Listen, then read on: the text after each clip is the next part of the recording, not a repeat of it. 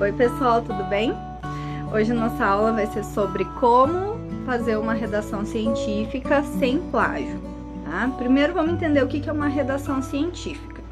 Uma redação científica é algo que traz dados, né, que estão publicados de forma científica, que foram estudados de forma científica, que tem relevância científica, e eles são compilados numa redação de determinado assunto, que pode ser um artigo, pode ser uma monografia, pode ser um ensaio, tá? E dentro desses artigos tem vários formatos, né, de artigo, que a gente não vai entrar nesse assunto agora, porque hoje a aula é mais basicamente sobre citação, né, e como não fazer plágio para fazer essa redação científica, certo? E aonde que a gente busca essa literatura, né?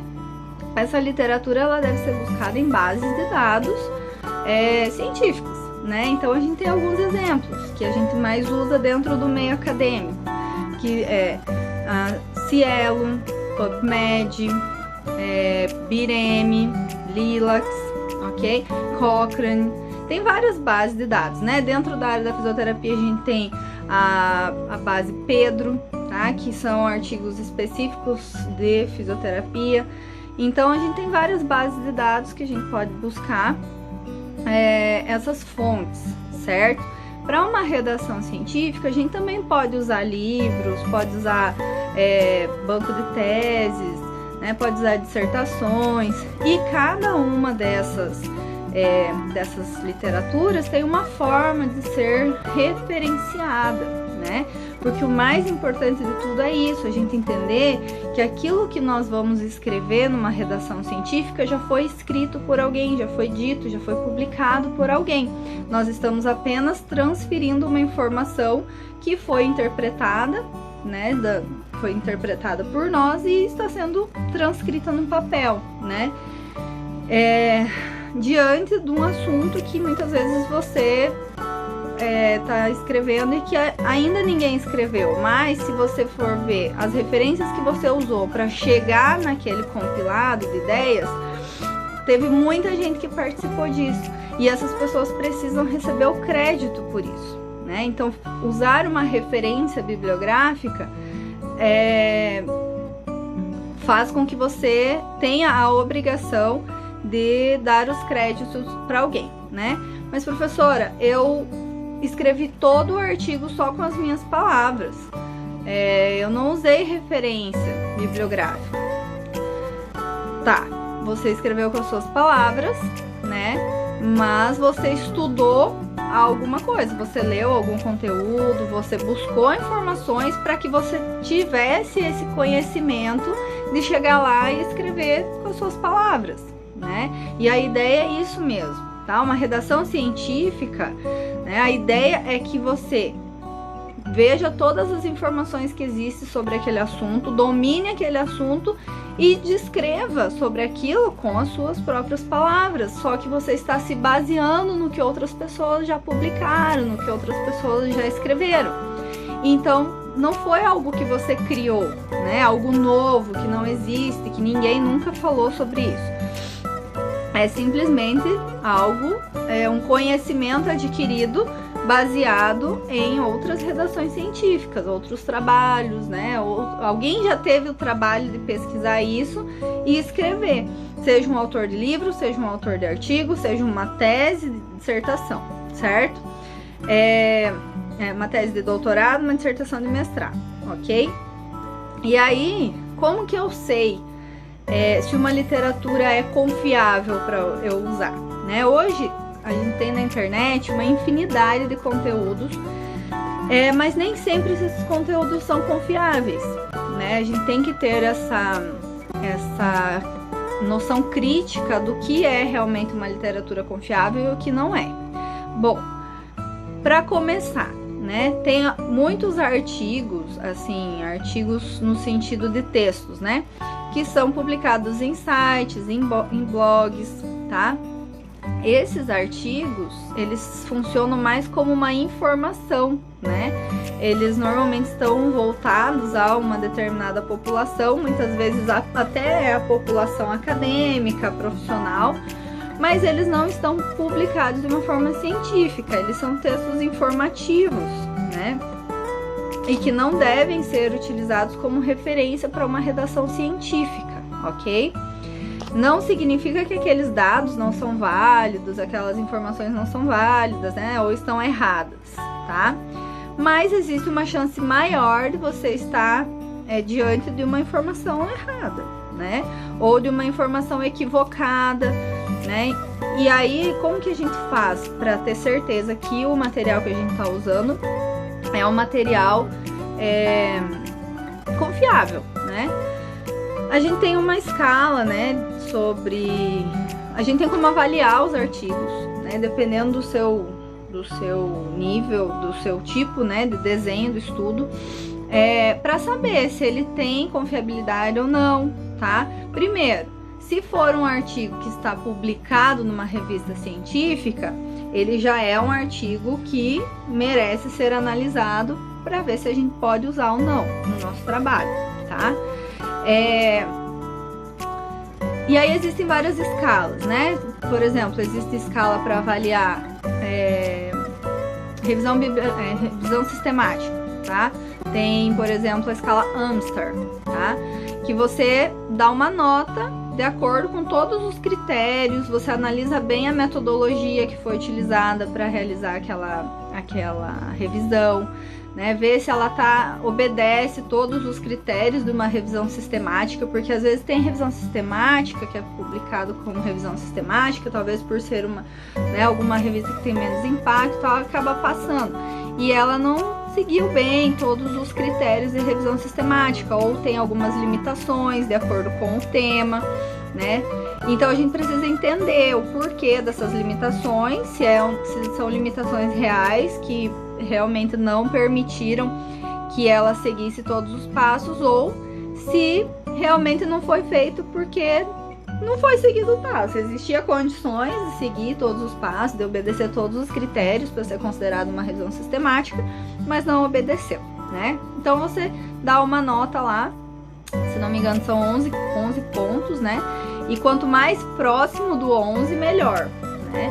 Assim como a gente tem a escala Pedro, que avalia também os ensaios clínicos dentro da área da fisioterapia, tá? Que também a gente analisa a metodologia, vê se foi, né, se foram seguidos critérios a ponto de tornar aquele estudo confiável, relevante, tá? E aí assim a gente vai vendo, certo?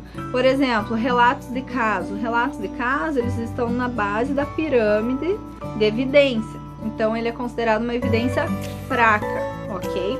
Não significa que você não possa usar como referência para o seu trabalho. Você pode utilizar para fazer uma analogia, fazer uma comparação, pode usar. Só que é uma evidência fraca, né? E pensando em publicação, o que a gente precisa buscar?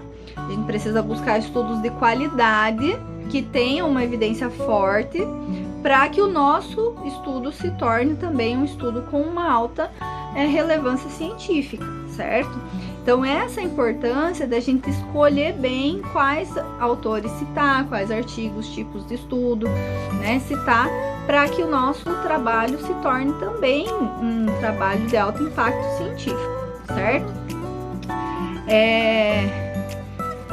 Bom, a partir do momento que eu consigo saber quais são as literaturas que eu vou utilizar, né, em quem que eu vou acreditar, digamos assim, para construir o meu raciocínio sobre aquele assunto, eu começo a minha redação científica, né? Então essa parte de você buscar a literatura, de você entender o que já existe de publicação, de você entender o que as pessoas falam sobre esse assunto, é uma parte bastante trabalhosa, é demorado, não é do dia para noite, e não é meia dúzia de artigos que você vai ler que vai fazer com que você consiga estruturar o teu raciocínio para fazer uma redação científica, né?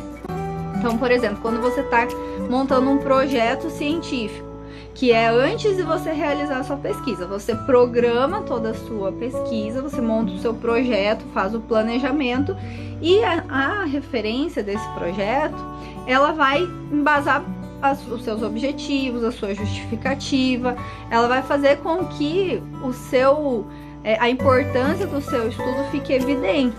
Então a gente precisa trabalhar lá na introdução, por exemplo, do projeto.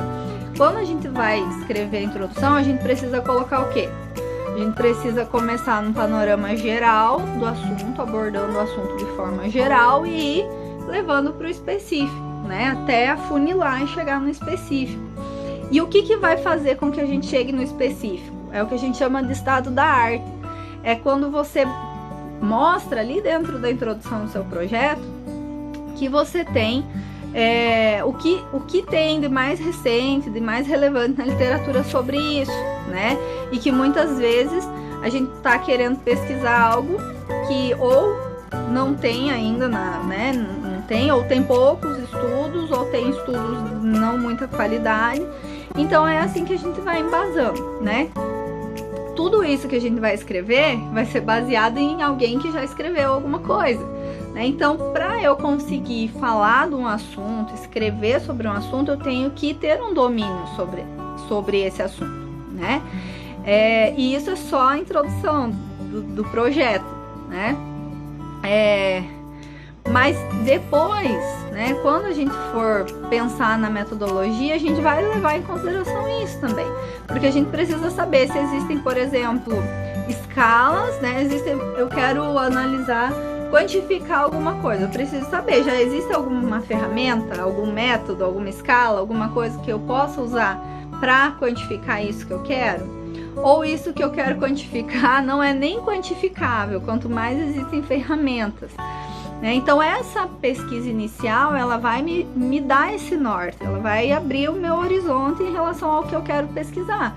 Vai me dizer se realmente é relevante ou se é algo que já está batido, já tem muita pesquisa, né, sobre o assunto. E vai me dizer também, às vezes, o caminho que eu queria seguir. Quando eu começo a estudar sobre o assunto, eu vou entendendo que talvez seja melhor ir por um outro caminho ou desviar um pouco daquilo que eu estava focando, né? Focar mais em outra coisa. E aí eu vou construindo, inclusive, o meu tema, né? Eu vou aperfeiçoando ali o meu tema. E isso vai fazendo com que eu vá entendendo mais sobre as necessidades de pesquisa dentro daquele assunto, né? E aí eu vou direcionando minha pesquisa para isso, né? Então, é muito mais importante, né, você entender qual é o cenário que você está inserido, né? Será que nesse cenário que você escolheu para fazer a sua pesquisa, existe uma real necessidade, né? Ou será que existe uma deficiência muito grande e aí você precisa, né, pesquisar aquilo? Será que existem coisas que precisam ser aperfeiçoadas, né? Estudos que precisam ser refeitos com talvez um N maior? O que está acontecendo nesse cenário? O que as pessoas já sabem? O que elas não sabem sobre o assunto? E o que elas precisam saber, o que elas querem saber ainda sobre o assunto, né?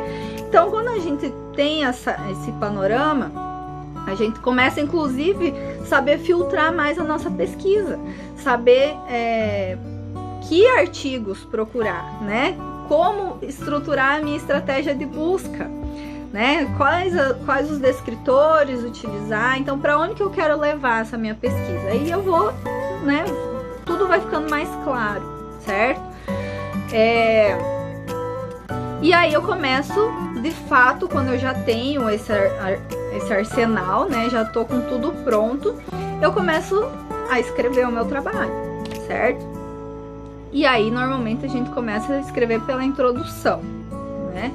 Que, na minha opinião, é mais uma divisão didática, assim, né? Do que uma divisão prática, realmente, tá? Porque quando eu ainda não sei exatamente o que eu vou pesquisar, né? É difícil você escrever e concluir uma introdução. Então, a introdução a gente acaba usando todo o período de construção do projeto para escrever. A gente escreve, depois a gente reescreve. Quando a gente chega lá na metodologia, a gente acaba voltando para a introdução e vê que tem que fazer algumas modificações, alguns ajustes, mudar alguma coisa.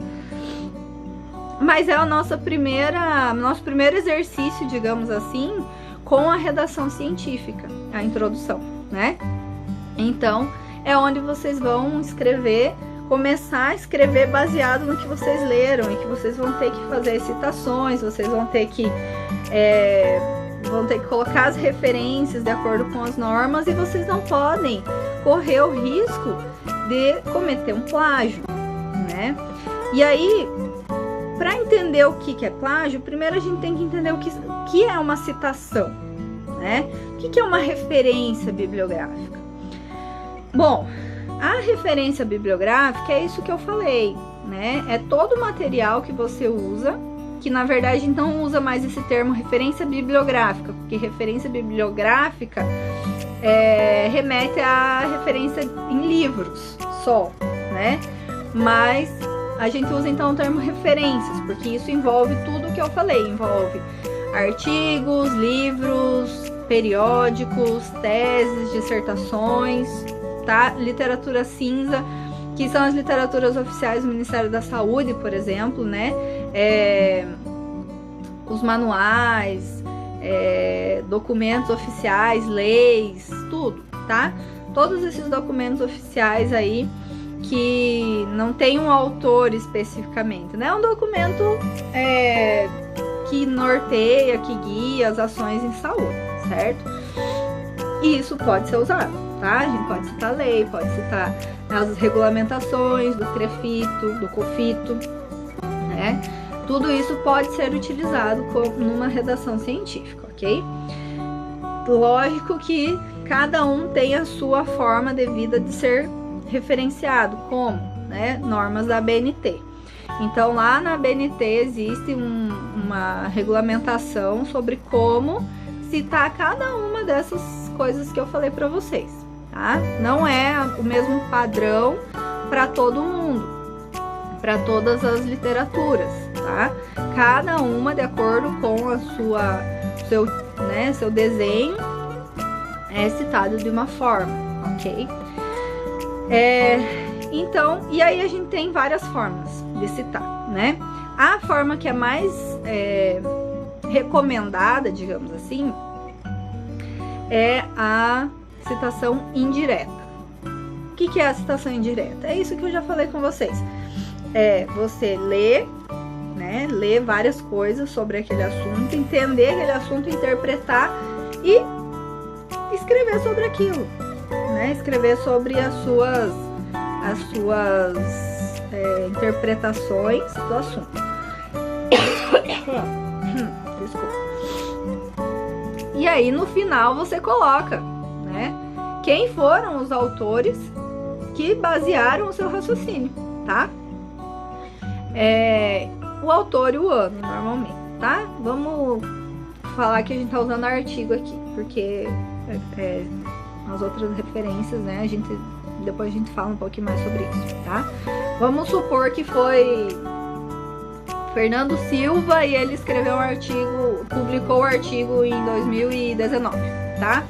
Então eu vou pegar o sobrenome desse autor e o ano da publicação e vou colocar lá no final do meu parágrafo, Silva 2019, ok? Porque foi ele que escreveu o artigo, eu li o artigo que ele escreveu e eu entendi isso e eu vou citar ele. Mas vamos supor que eu tenha lido 5 artigos para escrever um parágrafo. Eu vou citar os 5 autores, tá? Os 5 artigos, porque eu não usei todos eles para construir o meu raciocínio.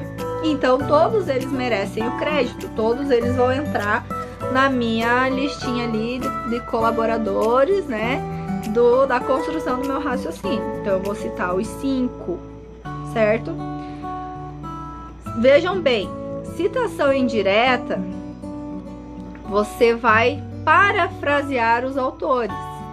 Então, isso que eu falo de você ler, entender, interpretar e escrever sobre aquele assunto com as suas palavras, na verdade, você vai parafrasear os autores, tá? O termo é esse, né? Mas o que significa parafrasear? Parafrasear significa isso, você lê, você entende, interpreta e aí você conta a sua versão, digamos assim, né? Sem distorcer, porque você também não pode pegar uma coisa que está escrita e distorcer, né? Da forma que lhe convém, tá? Isso também não tá certo. Então, é escrever, né? Como tá lá, realmente, sem distorcer, para favorecer a sua ideia, o que você tá defendendo ali, tá? Isso é você fazer uma citação indireta, tá? E o fato de você parafrasear alguém não lhe dá o direito de não dar os créditos para essa pessoa, tá? Então, essa pessoa continua sendo dona daquele conceito, daquele conhecimento, daquele material que você usou, tá? Ok, então ficou claro? Espero que tenha ficado claro, tá? A citação indireta. Normalmente, assim, eu dou um exemplo clássico, né? Sobre citação indireta. Você ouve uma fofoca ou você vê uma notícia e aí você lê aquela notícia, você entende o que aconteceu e você conta para alguém, né? Fulano, você viu que aconteceu isso e aquilo? Normalmente você não traduz o que, não repete exatamente tal qual está escrito. Você conta de uma forma que é sua, né? Você vai lá e fala para aquela pessoa, olha, você viu isso, você viu aquilo, né? E aí isso fica registrado, aí passa para outra. Aí a pessoa pergunta, mas aonde que você viu isso? Quem te falou isso? Aí você fala, né? Eu vi no site tal, eu vi no Instagram, não sei de quem, não sei quem falou, né? Isso é uma citação indireta, tá? Trazendo para a parte prática, né? Para nossa rotina diária. A gente parafraseia notícias, fofocas, segredos, um monte de coisa, né? A amiga chega, conta uma coisinha para você, e aí você vai e passa para outra pessoa. E aí o que a gente tem que cuidar? Como eu falei, a gente não pode distorcer, não pode fazer telefone sem fio. Por isso que não posso citar, por exemplo, eu uso um artigo, esse autor citou outro autor, né? Se eu quiser usar esse artigo, eu vou ter que fazer uma citação de citação. Então, eu vou dizer que o fulano disse que o ciclano disse isso, ok? Ai, desculpa. Maravilha, tá?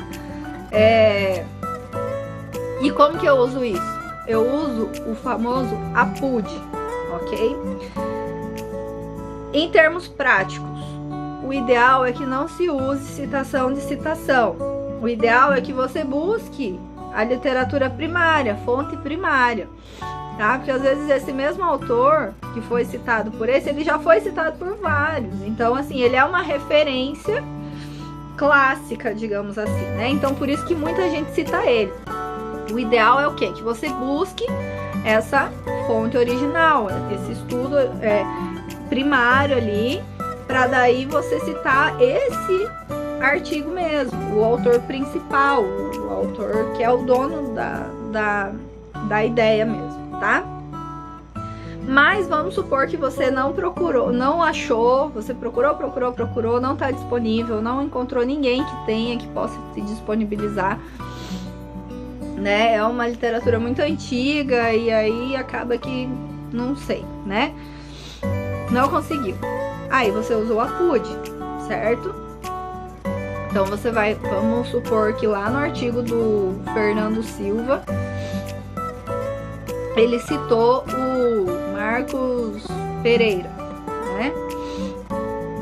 Então o Fernando Silva citou o Marcos Pereira, ok? Então você vai colocar Silva, tal ano, APUD, Pereira, tal ano, certo? Porque significa que o Silva citou o Pereira. E você teve acesso ao documento onde o Silva cita o Pereira, ok? O que não dá é você não ter acesso ao documento e você citar só o Pereira. Justamente por isso, porque a gente não sabe que telefone sem fio que já aconteceu para chegar nisso, né? Então, para não acontecer o telefone sem fio, que cada um vai distorcendo um pouquinho de acordo com a sua a sua necessidade, né? Às vezes, porque isso pode acontecer e aí é mais um motivo para a gente tomar cuidado, para não pegar qualquer literatura, para não acontecer isso, né? Às vezes uma informação distorcida por simplesmente porque era conveniente para a pessoa dar uma distorcidinha ali, né? E aí isso vai chegando num grau que no final das contas você vê várias pessoas que citaram e lá no final a informação que tá é totalmente diferente da informação que estava aqui no começo, da informação original, tá? Por isso que a gente tenta não usar citação de citação, pegar diretamente na fonte principal lá para não correr esse risco, tá? Mas às vezes não é possível, então uma vez ou outra usar o APUD, ok, beleza? E aí a gente tem as citações diretas, que as citações diretas elas são as mais fáceis, digamos assim, de fazer, porque é uma transcrição tal qual está no documento original, tá? A gente tenta deixar isso mais para leis, para decretos, para resoluções, porque não tem muito como você parafrasear uma lei. Só que aí, isso precisa estar sinalizado no seu texto, tá? Além de você colocar o autor no final, você ainda vai sinalizar entre aspas, ok? Tem que estar claro para quem está lendo que aquilo não foi parafraseado, que aquilo foi copiado e colado tal qual está lá no documento original. Como que a gente sinaliza? Entre aspas, tá? Então eu vou colocar assim, segundo a lei tal, abre aspas, coloco o que a lei diz, fecha aspas. Se essa citação for até 3 linhas, a gente mantém o parágrafo no formato normal e só entre aspas. Se passar de 3 linhas, 4 linhas ou mais, a gente já precisa fazer um recuo, tá? Então você vai colocar lá, segundo fulano e o ano, vírgula, dá um enter, pula 2 linhas, faz um recuo e aí vai ficar uma caixinha com uma letra menor também, tá? Você vai diminuir um tamanho de letra e vai deixar entre aspas. E aí é quando a gente lê aqueles trabalhos que tem os destaques, assim, né? Isso é uma citação direta, tá? É uma forma de você sinalizar que aquilo ali não foi parafraseado, que aquilo ali foi transcrito da forma como está escrito no documento original, tá?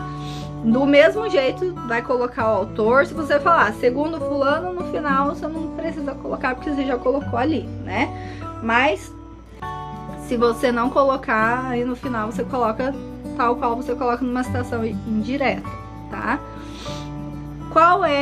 Por que a gente não dá preferência para citações diretas? Porque isso acaba demonstrando um domínio menor sobre o assunto, né? Quando você discorre um assunto com citações indiretas, né, e conduzindo um raciocínio, fazendo associações, você demonstra um maior domínio sobre aquele assunto. Quando você só usa citações diretas, né, quando não é o caso de lei, resolução, decreto, essas coisas, você acaba passando essa imagem de pouco domínio sobre o assunto, né? A menos que seja um conceito, né? Assim, uma definição de alguma coisa que não tem como ficar parafraseando, né? Mas aí, ok. Agora, você citar um artigo, uma metodologia de um artigo com citação direta, não é legal, tá? Então, uma redação científica, ela é uma conversa, né? Ela é uma conversa e você vai descrevendo, vai discorrendo sobre aquele assunto, vai dizendo quem foi que te inspirou, quem foi que te ensinou a pensar daquele jeito, né? Vai citando os autores, ok? E normalmente a gente usa as normas da ABNT, principalmente na construção do projeto, as normas são ABNT, ok? Tem normas da ABNT para formatação do projeto, para partes do projeto, para referências, né? Referências e citações, para fazer sumário, para tudo, tá? Tem normas da ABNT para tudo. Então a gente se baseia nisso. Né? A gente se baseia nisso. E aí agora, falando, né, sobre essas citações, a gente entra num assunto que é um assunto um pouquinho mais delicado, que é o plágio, né? E que normalmente a gente fica muito atento a isso, porque é uma coisa realmente que não é brincadeira, tá?